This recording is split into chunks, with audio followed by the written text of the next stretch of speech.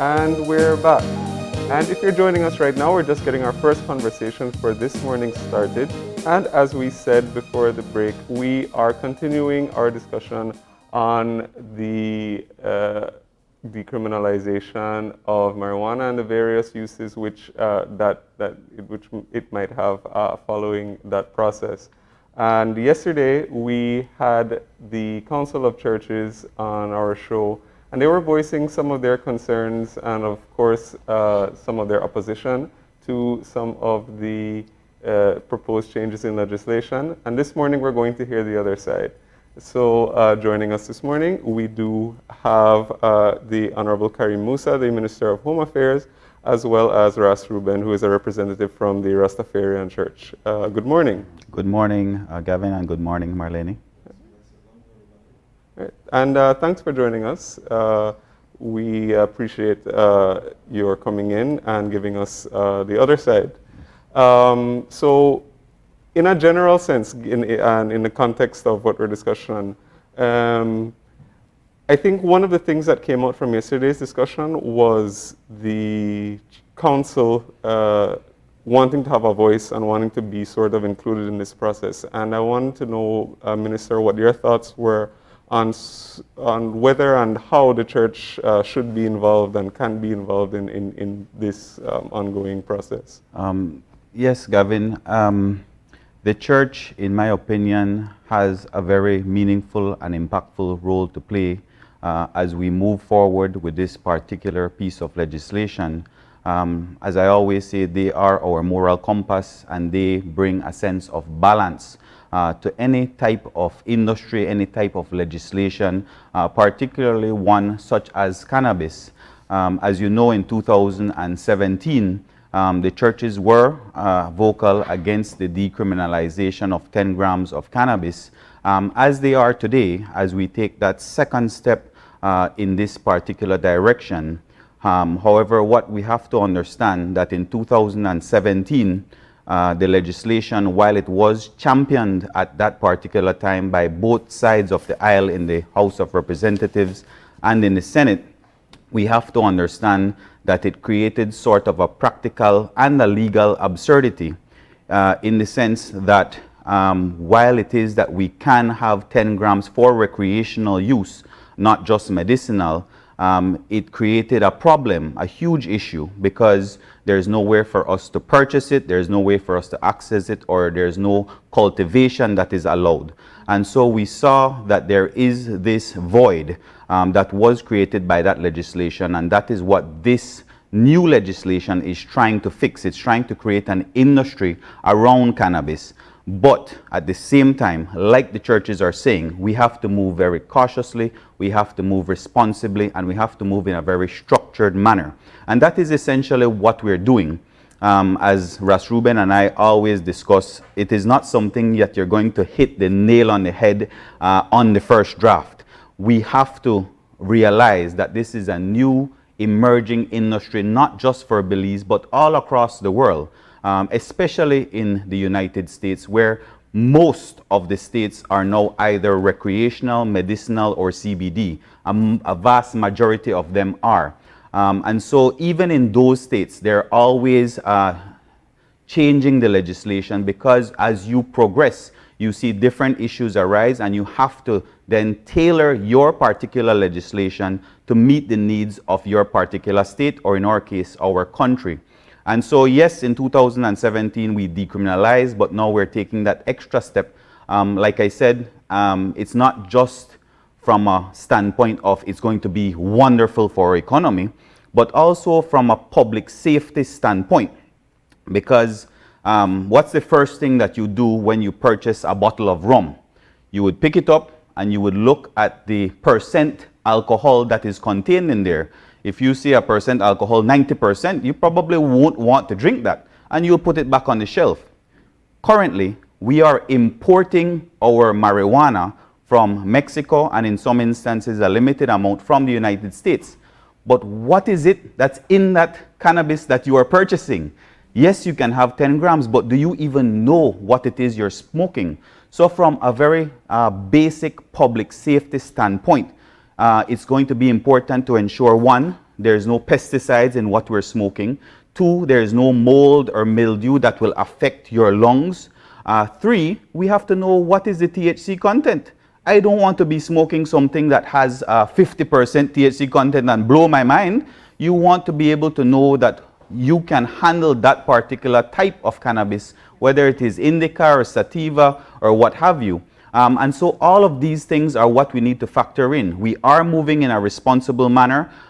It is not a case whereby you will have all over the country on the streets of Belize, it's going to be the wild, wild west, everybody smoking marijuana. No, the law will remain the same. You will only be allowed to smoke at a private residence with the permission of the owner of that premises or a consumption lounge. That's the only new addition here. And even then, we have to move very responsibly in where these consumption lounges are placed. And so that is the essence of what we're doing. We're essentially substituting the government in place of Mexico. So the government will now get that revenue. Instead of us purchasing from Mexico and the United States, that revenue will actually stay at home. So that in a nutshell is where we're going with this particular legislation. Well, I mean, it's definitely not importation, it's smuggling. Yes. Yes. Yes. And it's an illegal activity that's and it's very taking place. dangerous because we're dealing with cartels. The young men who are engaged in this trade are trafficking large amounts of cannabis. Like I said, we don't know the content of what is in this cannabis. They're trafficking it and running a risk with their lives, with the cartels, and with the police in importing this and engaging in this illegal trade, as you rightly said. I want to step back for a bit because I feel that this conversation about the regulations that will be put in place for both the growth and the sale of marijuana, there are very little details available. And so what people are arguing about or concerned about, we don't even know how it's going to work. We don't know the mechanics of what kind of structure you will propose to implement. Where is that process, and why not wait till you have a first draft saying this will be the licensing process for growers, this will be the purchasing agreement people will have to do, and this will be the necessary steps for someone to have a lounge? Yes. Well, as with all things, Marlene, first you have to have a framework. You have to have the legislative framework. And yes, the regulations are important. And that is why I'm saying that as we move forward to craft the regulations, yes, we have somewhat of an idea in our minds, but it's important to get an all-inclusive approach to include the churches, to include the Rastafarian community in crafting these very important regulations. Like you're rightly saying, how much will a license cost? How many licenses are you going to have? What is the composition of the commission? I can tell you that at this particular stage, the commission, the Industrial Hemp and Cannabis Control Commission, will be comprised of various representatives from different ministries, important ministries. So we have the Ministry of Health, very important on this commission, the Ministry of Agriculture, the Ministry of Economic Development, the Ministry of Tourism, because as you know, they're going to be a very important role because we don't want to be identified as a cannabis destination, tourism-wise. We want to be identified as a cannabis accessible destination. So it's not going to be everywhere, like I said, that you will find cannabis in this country. One of my good friends just came back from New York and he said that every street corner that you went, people were smoking marijuana everywhere. And I understand that that is now the trend and that's the buzz right now in the United States, but that's not what we want to create here. We want to do so, like I said, in a very responsible manner. And so the representation on this commission is important. We will also have the cannabis consultant, Mr. Lavine, will have a seat on this commission, as well as a social equity license coordinator. Yes. My choice. I'm glad. Let me jump in there. We spoke with Dr. Wayne McLaughlin from Jamaica, who heads up their research center there and in University of West Indies. And one of the things that he says they can look back at now, and his advice in moving forward for Belize, was we must find a way to include local growers, because while that's the intention from the start, the challenge is once you start putting in license fees and all of these other standards that will be required for the quality that you're seeking, your local growers no longer have access to those licenses. Yes, that's one of the lessons that we have learned from other countries and the pitfalls that they have encountered, like Jamaica. A lot of people think that I don't consult, but in truth and fairness, I consult a lot. You'll be surprised the number of people who walk through my door on a daily basis just to speak on this particular topic. In Jamaica, I have a gentleman, Bobo Dave, who I speak to on a regular basis, who gives us guidance. And he says, you know, this is one of the things that we missed in Jamaica. Exactly what you're putting in the legislation in Belize, that is where we missed. Because in Jamaica, they followed the United States, and it's only for the rich. You only have these big corporations coming in and planting, and they leave out the small man, they leave out the regular man from being able to plant. And even so, they have erred on the side of standards. And that's definitely a very important thing for us to touch on, because I'm sure the good doctor raised that with you. Standards are important. If it is especially we're going to be catering to tourists, you have to ensure that you're giving them a safe product. So at the same time, you're not only protecting the consumer, but at the same time, we have to ensure that our small men and women are also engaged and included in this process. Yeah. So that's the importance of having a social equity coordinator on our commission. I want to get more details on that, but let's bring Ras Ruben into the conversation here and talk about the level of engagement that you're having in this process. I sit here to represent Rastafari and the more underprivileged people in our society, the people that have probably been the basis of cannabis from the onset of us smoking weed in Belize.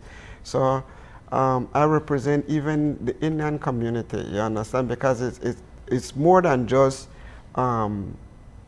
ghetto youths that smoke weed. There's a cross section of people, right? So I'm here to try to create a balance, right? So my input is to try to urge the minister to always be mindful of us. You know, one, the people that smoke weed not recreationally, but spiritually as a sacrament, and the people that have been on the ground molding this thing long before, you know. So it's an illegal business right now as it stands, even though we have the right to possess 10 grams. Anything over 10 grams, any transaction is still illegal, but it's still happening. So a lot of people make a living off of this, you know, and we don't want to see the people that have made a sacrifice all their lives just get swept to the side. So I'm here to try to make sure that we have a space, so to speak, you know. I mean, explain to us, especially because you are representing the Rastafarian Church, just how challenging it is to have access and to be able to use for your spiritual practices. Well, it's still illegal, so it's still a challenge to just obtain herb from somebody and to be moving around with it to even to the church, you know. So all these are stuff that we need to work out the details so that like a person like me traveling from my home to our congregation don't feel the challenges that we do. You know, we face police, we face all kind of, you know, even from a perspective of humility, you know how it feels to be degraded for smoking cannabis. You know, you know how it feels for especially in the past when the police would harass us in front of our children. It becomes strenuous on us as parents to control discipline after a situation like that. You know, so all this is a part of what we need to do as a society. We need to create a conversation where the public and even the churches have a more understanding of how we feel, especially we that use herbs as a sacrament, you know, and the difficulties we have been through, all this degradation and humiliation just for smoking cannabis, you know, and the medicinal aspect of it, as a holistic person, we get all the medicinal value of it, smoking herb as a person that is prescribed herb. So for the years of us smoking, we have always maintained that herb is the healing of the nation. It does a lot for you. You know, it helps you balance mentally, also physically. You know? Ras Ruben, if I could ask, how long would you say you've been smoking weed? Maybe 30 years. Okay. 30 Because years. one I'm of the 45 right now. Probably from my 16, I had smoke marijuana. One of the concerns from the churches is the psychological impact that access to weed for people would do. I know that you're a business owner, Yes. you're a chef. Yes. Would you say that your consumption has negatively affected your life in terms of your health or your mental state? Of course not. This has enhanced my life. This has given me most of my inspiration. It has taught me how to discipline myself. I mean, with everything, there's abuse. There's abuse with everything, with alcohol, cigarette, with Coca-Cola. You drink too much Coke, you'll kill yourself. Right, so chicken. with everything, there is a balance, you understand? My mama always said, too much of one thing, good for nothing. So it's a balance with everything. And it's when you become enlightened about certain things, you learn how to use it better. And you learn how to use it properly. You know, so there's a time and place for everything. So one of the things there that I would like to see is the people become more educated, you know, even the youths, to learn that, all right, if you're too young and you're still developing, this is not a good thing for you. You know what I'm saying? So smoking herb, even smoking, now it has its setbacks, but that's not the only way to consume cannabis. So it's as time progresses, we have learned a lot, you know, so it's all about parting the knowledge and sharing with the people how to properly use cannabis. And a lot of people steam cannabis now. Yes. And what it does, it takes away the smoking effect, because it doesn't put all of this toxicity in you, like as in smoking it directly. You know, so. Yeah, there's so many different ways to be able to use cannabis. But you know, you brought up something very important earlier, and in a nutshell, you know, you were talking about the people that you represent, and you were talking about the, you know, one, degradation having to deal with police, and as well as the fact that, you know, given that it's been illegal to possess, consume, whatever so far, people have run afoul of the law, and there are people in jail, in prison right now, for drug-related convictions, you know, in relation to marijuana. And, you know, it seems strange or almost like a paradox to be discussing the economic benefits and a new industry. Meanwhile, people are in jail. So is that also something that we're looking at from the legislative perspective to deal with, Minister? Yes, you hit a very important point there, Gavin, because let me just say this. I've been practicing law, as you know, for 17 years. I have done about maybe 50 to 100 cases for drug possession or drug trafficking representing defendants. All of them were young, all of them were black. I've never represented a light-skinned male for a drug possession charge, for a cannabis possession charge. And that speaks volumes, because light-skinned males, young males, smoke too. But those are not the ones who are charged, and so there is an inequity in the system. This particular legislation in the past attacked a particular segment of our population.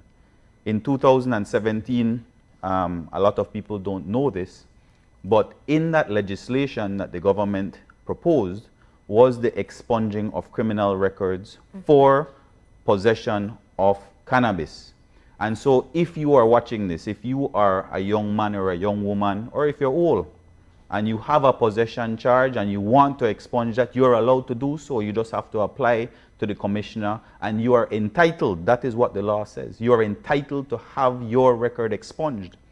In 2016, the population at the prison was some 1,600 inmates.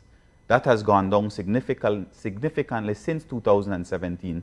We are a little over 1,000 inmates. So a lot of the young men and women who were charged and convicted and sentenced because of this plant have been released from our prisons, and rightly so, and rightly so.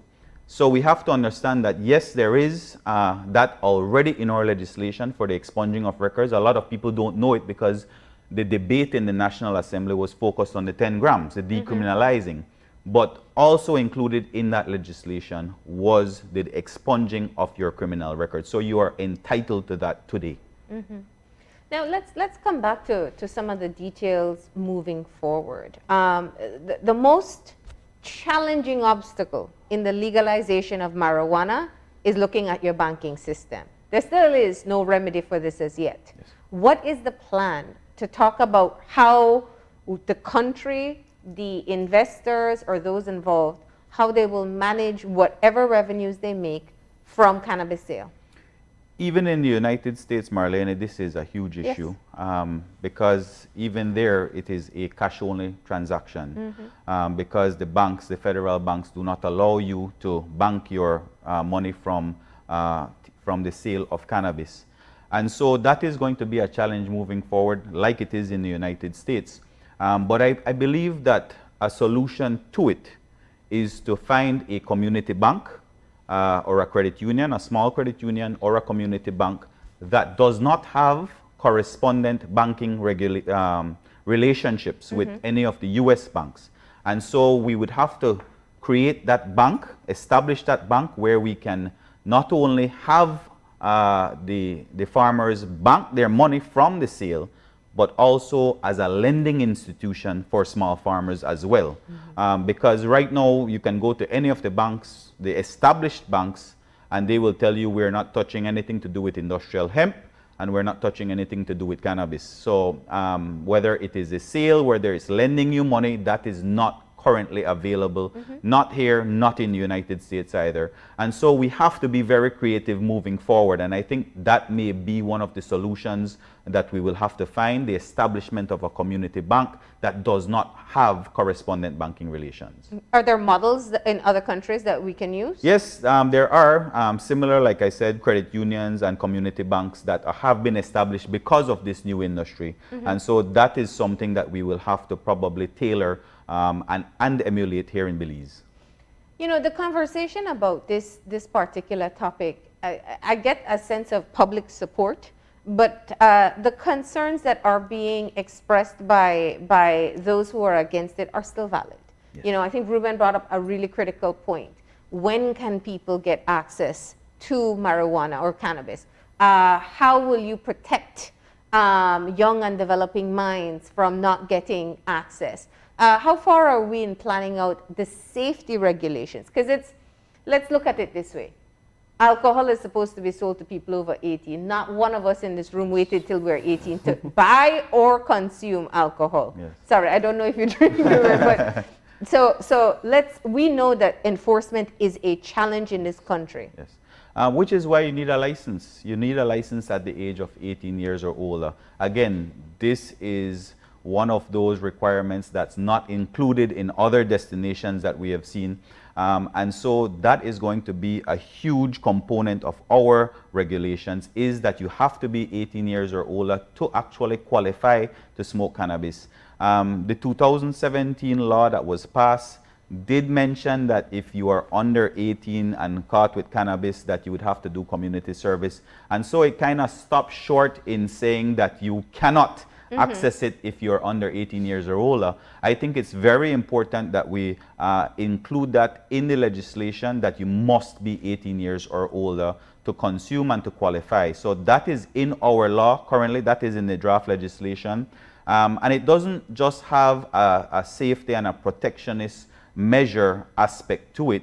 it also has an economic value because for tourists, it's going to cost $100 for every 2 years. The license lasts for 2 years.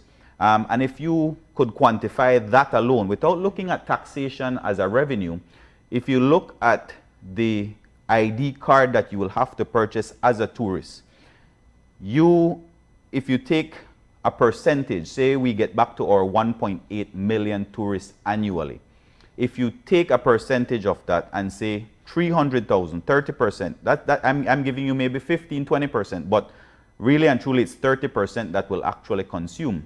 If 30% consume and 300,000, we use that as a number, 300,000 tourists purchase this card at $100, we're talking, what is that, $30 million? Is my math correct? 30 million or? Yes, I believe it's a so. Substantial amount. Yes, it's a substantial amount, and that is annually. And so we have to look at it not just that it's going to be protecting our young men and young women from engaging in the consumption of cannabis, but also at the economic value of it. How determined is the government to move forward with this? We've heard the Council of Churches put forward their position, but how determined, is it a definitive mandate that this is moving forward? I believe so, Marlene. We had a committee after the first reading of the bill in the House of Representatives. There was a committee that examined the law. That committee is comprised of members of the opposition as well. And the report that I got from that committee is that it was actually embraced by the opposition as well. In particular, I believe it is Minister Tracy Tager-Panton and Minister Shine Barrow, the leader of the opposition. Both of them sit on that committee, and they made very interesting and substantial contributions to the bill.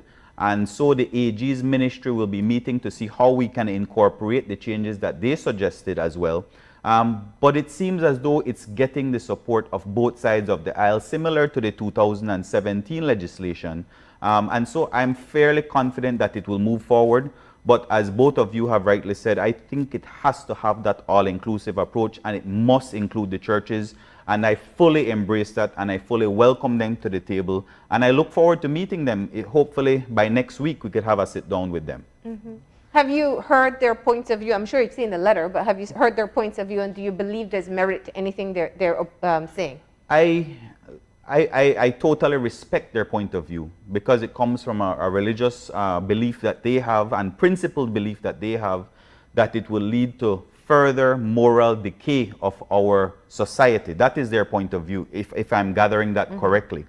But my counter argument to that, and I don't even like to use the word argument, I don't want to be in an argument with the church, but it's simply to say we are already there in terms of recreational use being decriminalized. So this particular debate, I believe, should have happened in 2017, and to some extent it did.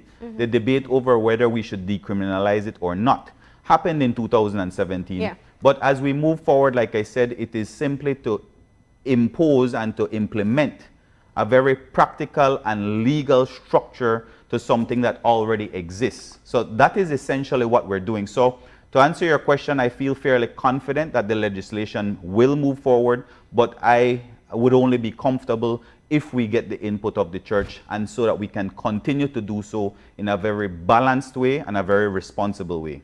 Yeah. You mentioned the social equity coordinator.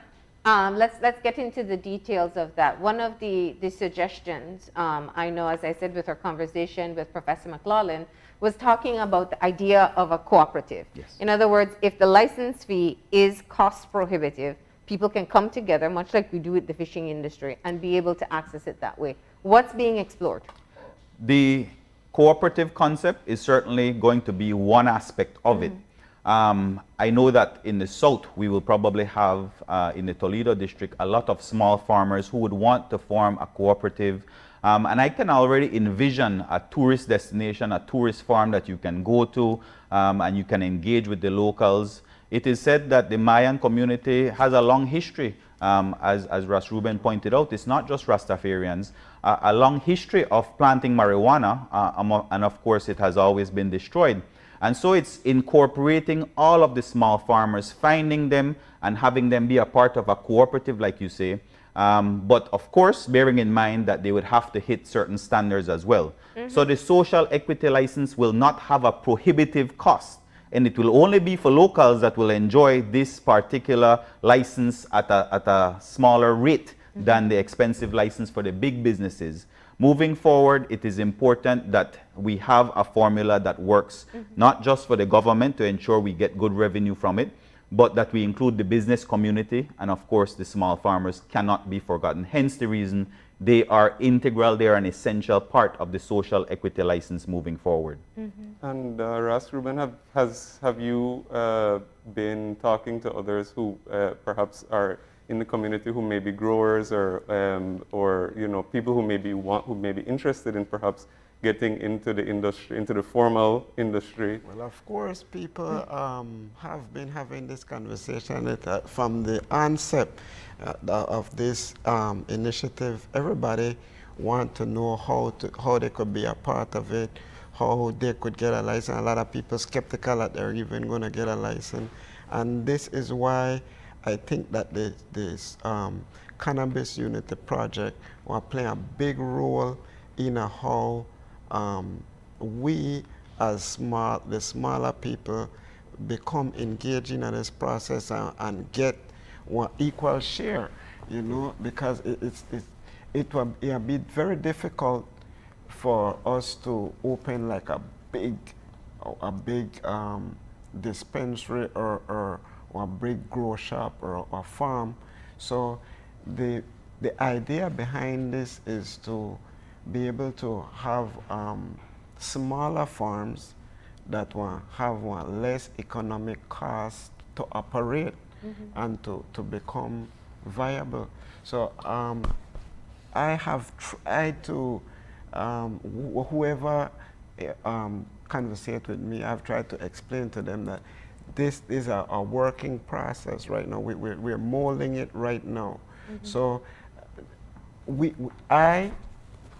I'm trying to be as mindful as possible on both sides so that the government could get a revenue and so that we could be a part of it, because it's going to be more than one aspect, not just growing herb, but distributing herb.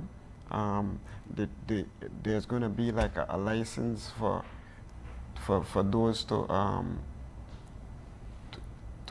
police this thing, to secure it, because even security is a big issue when it comes to cannabis.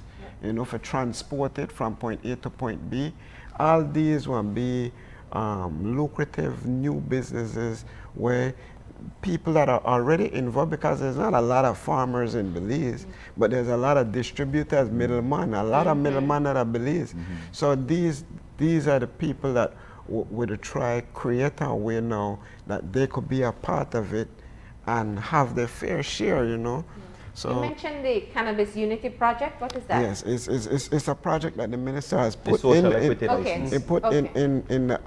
in the draft, so that we have a say, that we have this is our door to enter in, because this is not going to be for the average person, especially international people that want to come from abroad to invest. This is not going to be catered to them, but this is going to be more catered to the local people that don't have enough finances to do all of the stuff that somebody from abroad may be able to do.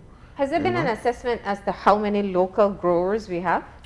I think Ras Ruben would be in a better Yeah. position to answer that. I Well, know that we have far more without- dealers and dispensaries, but growers, I think Ras Ruben would be. Without trying to get nobody. I know. Probably But just maybe throw out an estimate a number of people. maybe less than 150 people. Okay, that you are know, involved. that Yeah. are- that And this is are- a tricky thing because, Yes. Minister, this is still illegal. Yes. Yes. So how do you maneuver that at this time? We still have reports of drug farms being, Yes. marijuana farms being burned down. We still have arrests taking place. And that falls in the under my meantime, ministry, you're believe it or coordinating- not. And in the meantime, So while I'm you're still promoting this on one collaborating. hand, the police is enforcing on the other. We have to understand that this is a transitionary period. And it pains me because I know we're moving in that direction, that we are going to be regulating the industry shortly, and we want to include the very farmers whose farms are being burned down. But we have to understand that this is that transitionary period. It is still on the law books that it is illegal. And we have to look at it also practically, because we don't know what type of pesticides they're using, you know, what farming techniques and procedures they're using. And so they still don't have a license to be doing what they're doing. And so for right now, it is illegal, but I can see in the near future, hopefully by next year, we can be incorporating these farms that are being illegally destroyed. But from now until we get to that point of legislation, you can expect that the police will be doing their job and enforcing accordingly. But how do you do that if you're still collaborating? Because we have a goal set in our mind of legalizing, of regulating the industry. But we have to also be mindful that it is still illegal. We cannot escape the fact that this is something, a propaganda of over 100 years against this plant has been in existence in our country for all this while. And so, as minister, I can't tell police officers, guess what, you see that law there? No enforce the law there. I can't do that. Because it's on our law books. Forgive me, but I think the word you used before was what? Legal absurdity? Is this not the same situation we're in right now? You're collaborating with growers and pursuing growers? Absolutely. Hence the reason I started by saying that we have it decriminalized, but at the same time, we are still enforcing this law that is in place in terms of the industry surrounding cannabis. There's still that legislation, which is why I said it's just a manifest absurdity, a practical and legal absurdity that we need to fix. Why have you explored things like a moratorium on destroying farms or? We have not gotten there, primarily because we don't know where the legislation will go. While I am confident, I'm not 100% sure that that is where we're going to go. And so at the point of the legislation being passed by the House of Representatives and the Senate, let us not forget we do have a Senate that it has to pass. If it gets past those, then of course we can look at the moratorium aspect of it. Mm-hmm. Do we have an idea of sort of the size, or you know, maybe in figures, or of sort of what the illegal economy is for cannabis right now? And you know, I think we had been discussing that the other day, and Ras Ruben was giving me some scary numbers. Ras Ruben, if you want to share what your thoughts are on that. Maybe about $200 million a year. And that takes into account what growers selling? No, not growers. It's just the importation and sale. Okay. The Mexican weed is bringing in $200 million for Mexico. For Mexico. Okay. Yeah. You know. Well, I mean, I'd say it's a higher cost than that if we consider the lives lost in the drug war and if we consider the number of persons incarcerated at this time. Totally. Yes, absolutely. Yeah. Now, let's look at this practically. There are people who are going to be resistant to this change. We have been schooled and taught that this is a drug and drugs are bad. It's a very simple equation. And now the government is saying these things that we were taught that were not good for us are suddenly legal. What is the plan to get everyone, one, to understand the risks involved, there are always risks, and two, get them to buy into this process? Some are seeing the pure economic value, but there are other elements. You know, moving forward, Marlene, that is a huge aspect that we will have to address as a government, because the message is not that we are encouraging young people to smoke. The message is simple. We have 30% of our population that smokes. We need to curb the importation, the illegal importation, the drug warfare, as you rightly said. We need to curb that. But there are negatives to it. And so the educational component moving forward for the government, we will have to have an aggressive campaign that advises the public in a very all-inclusive and comprehensive way. So you include the bad, you include the good, the educational aspect of it. Believe it or not, a lot of Belizeans think that hemp and marijuana are the same thing. Yes, it comes from the same plant, but the hemp only has 0.3% and below in THC, whereas the marijuana is above 0.3%. And so there is a huge lack of information out there, especially the positive, the medicinal positives that can come from this particular plant that we are not even discussing. We're just on the surface of it.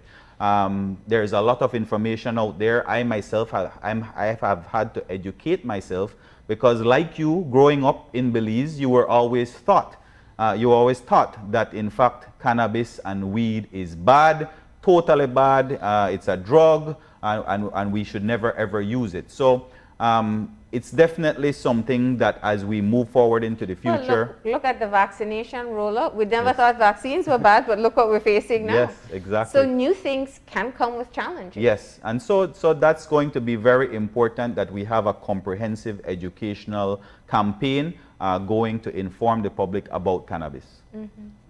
What are some of the expected challenges that you see moving forward? I think that the biggest challenge, of course, would be coming from the churches, which is why it is important to hear their point of view and their perspective. Implementation-wise, we do have a cannabis monitoring unit. I can see where that might be some issues, but we have to have proper training. Mm-hmm. And so as Ras Ruben was touching on, there are so many offshoots, so many different jobs that will be created from this one singular industry, including government jobs, because we will have to have a monitoring unit that has the equipment and the know-how to go into the fields and to test the various plants to ensure that they're not going, that they are, for instance, the hemp, that it's below the 0.3%. Yeah.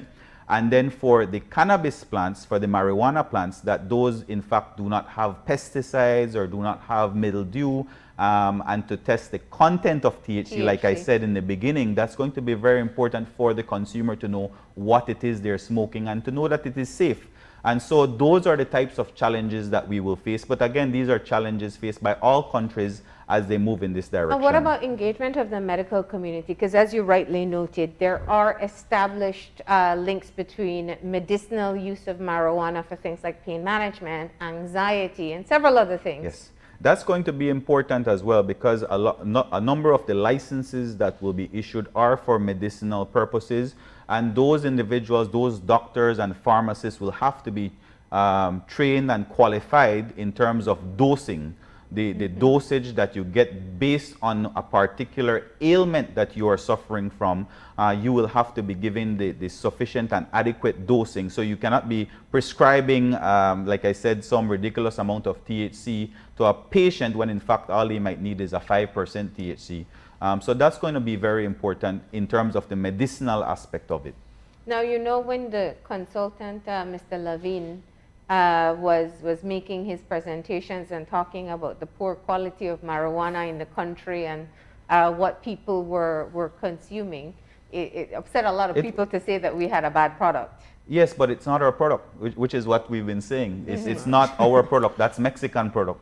And so if we continue as is with the decriminalization of 10 grams and having consumers smoke something that they don't know what is in it, then we will always encounter that criticism from foreigners, because you have to know what it is you're smoking. Like any other medicine, you want to know what it is you're taking. If it's Tylenol or Advil, you want to know you're taking ibuprofen for Advil, not something else. So that is why it's very important for us to have this structure and this responsible approach from a public safety perspective as well. And is that also something that is ongoing process in terms of looking at the capacity for the industry? Because, you know, that brings up the topic of whether or not it really is viable for us to explore growing as a, you know, the lab technicians. Because I mean, it might, that study would require, you know, growing and planting, which is still illegal at the time. So how are we balancing that?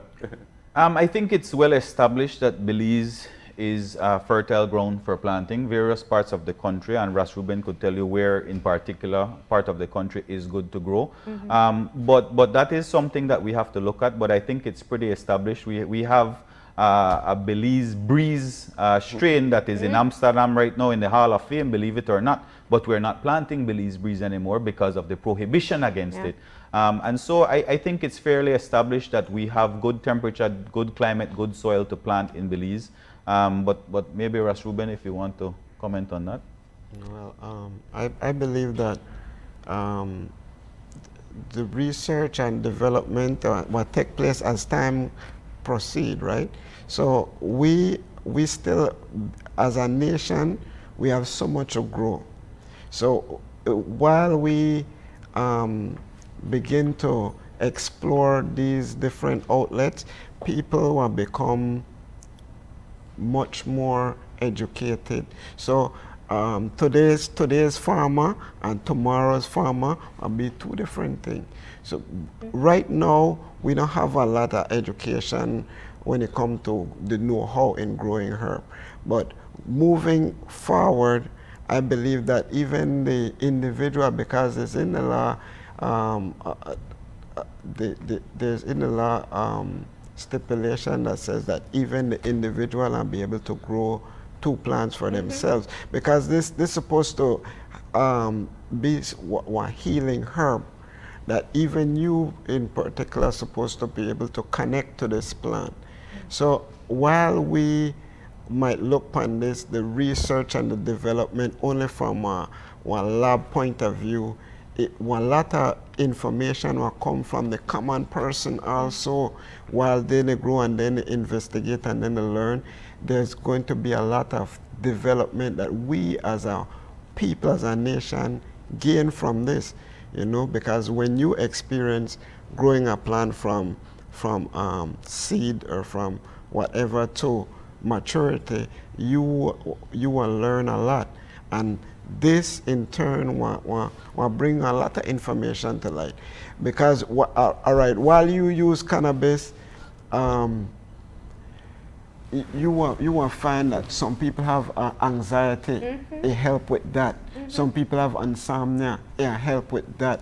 And so with every stage of development, we have a lot of information where we are together, and this will be beneficial to everybody. So as an industry, when we start, there's so much things that we will learn and we are going to be able to put to greater use, even for the world, because Belize itself, we are one of the prime marijuana growers in the 70s and 80s for the world, not for Belize, for the world.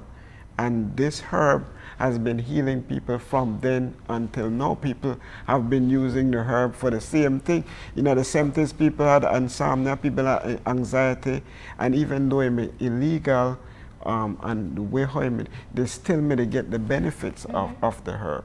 So I believe that Belize have a lot of potential, and we have a lot of information to share with the world as we proceed.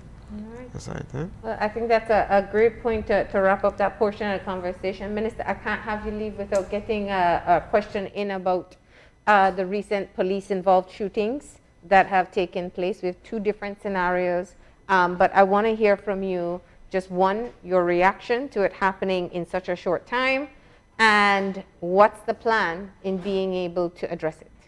Yes, in the first instance, in relation to young laddie Gillett, I think it's fairly well established that the officer who fired his weapon that night carried out a grave injustice. It was a severe error in judgment on his part, and it has been rightly criticized by the entire country of Belize, including myself, the Commissioner of Police, the Prime Minister, the Special Envoy. In relation to a couple days ago, we had the shooting of a young man, 16 years old, and that certainly pains my heart. As the Minister of Home Affairs, you never want to see a young life taken. Even in those circumstances, it is alleged that he went and he shot another young man. It speaks volumes to where our country is at and where the minds of our young people are at, because that's a big, bright Sunday morning that you got up and you said, I'm going to go kill somebody. I think it was around 8 or 9 a.m. And so it certainly brings it into sharp focus where we are as a country. And I always say that fighting crime is not just a police issue. Yes, the police are there to keep us safe, but we have to look at all our ministries, all our departments to ensure that they are getting involved as well. I am currently a part of a leadership intervention unit along with Dr. Rosado, William Dawson, a number of other individuals, Abdul Nunes, and a number of other pastors sit on this unit as well. And so these types of programs that then reach out to the relevant departments, human development, social services, youth and sports, the Ministry of Tourism and Natural Resources. We're trying to make it an all-encompassing approach to tackle the root of where the crime is coming from and what is happening in our homes, particularly in Belize City, to ensure that we can intervene in a positive way, not just in a reactionary way, but in a more positive way to uplift the lives of these young men who are facing demons on a daily basis, like I said, for you to get up and actually commit that type of crime. So in terms of the police shooting of the young man, from what I gather, the police were defending themselves. They were shot upon as well. And so it certainly pains my heart. They're two very different circumstances. Yes. The only similar element is That the they're young police men. were the ones Yes. who fired the fatal shots. Yes. But it does talk about response and adequate training on how to respond in situations like that. There are ways to be able to respond without killing someone. Absolutely, absolutely. And moving forward, the buzzword right now is police reform. I've been on my national tour now, going on 3 weeks. Today is actually my final day. We'll be doing a rural Belize, and even before the unfortunate shooting of Laddie Gillett, that has been my message to them, that we need to restore public trust and confidence. We need to reduce, or if not eliminate completely, any type of police abuse, excessive use of force. That has been my message to them. And coincidentally, the night that happened, the following day, I was scheduled to be in Placencia, and so the overall morale of the police department was very low that day, for a number of reasons, but because we had lost that young life unnecessarily so. Minister, let me just ask a question there, because one of the things I've wanted to hear from you is just how you personally responded to this situation is markedly different from what we saw after the shooting of Allison Major.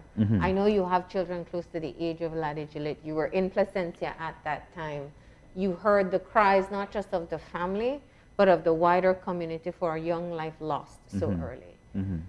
What's different? The opposition, Kareem Musa, who responded to Allison Major, was angry, upset, frustrated, and specifically speaking about going after the police for that type of shooting.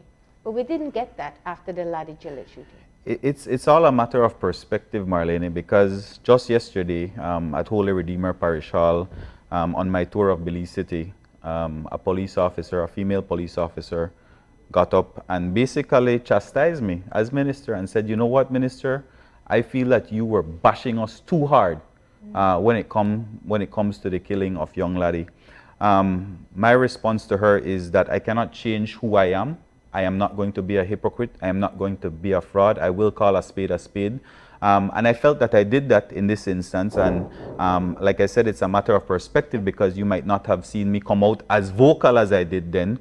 But the sentiments are still there. It was excessive force use, unjustified killing of a young man. And we need to do something about it drastically. I know I am doing my part as a minister.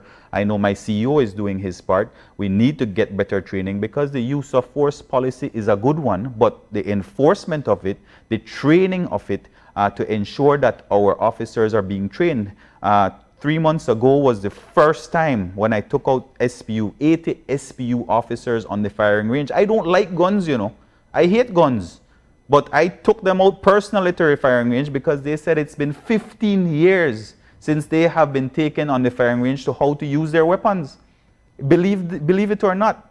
And the cry is always, oh, we don't have enough ammunition to go out on the range. And that does not matter. You have the possession of a firearm. You must be responsible in how you use it. You must be properly trained on how to use it.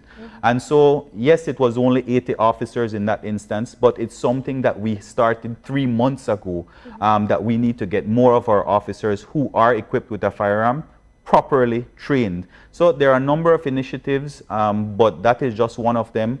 I believe the educational aspect, yes, technical training is important, but elevating the education level of our police officers is also another key component in police reform. When will we get an update on the Laddie Gillett investigation, and is it being conducted by the police department? It is being conducted by the police department. As you know, the officer has been charged. Kareem Martinez has been charged. I understand that they should be wrapping up the investigation as it relates to Thomas, the young man who was with Laddie Gillett on that unfateful night, so to speak. And so that particular investigation is being wrapped up.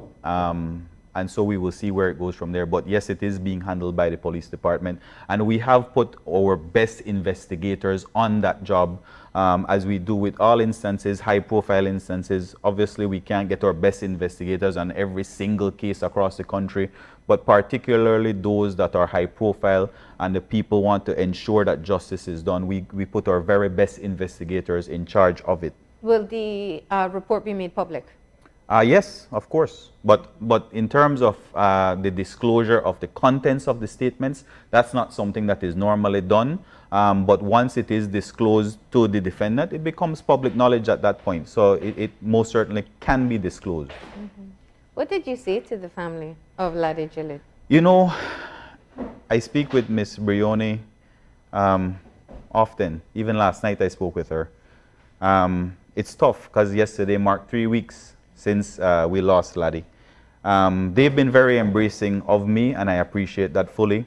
But I have to ensure as minister that we do get justice for Laddie. That is my commitment to them. It might not be the justice that they would want to see, but like I said, the charges that are laid is not something that is up to me as minister. It's not up to the Commissioner of Police. It's up to the Director of Public Prosecution once all the statements have been gathered. And so I am doing my part, and I just want to thank them publicly for embracing me, and for having just open discussions, very candid discussions, even if at times it hurts them, because I know how much it hurts them, and I can relate to that because I have a 14-year-old as well. So it's very painful, so we have to deal with that. All right. Well, we appreciate you responding to that. And Ras Ruben, thank you so much for coming in as well. Thank you. And of course, the conversation will continue. So thank you for coming. Thank you for having us on today. All right. We're going to go ahead and take a break, and we'll be back in a few minutes.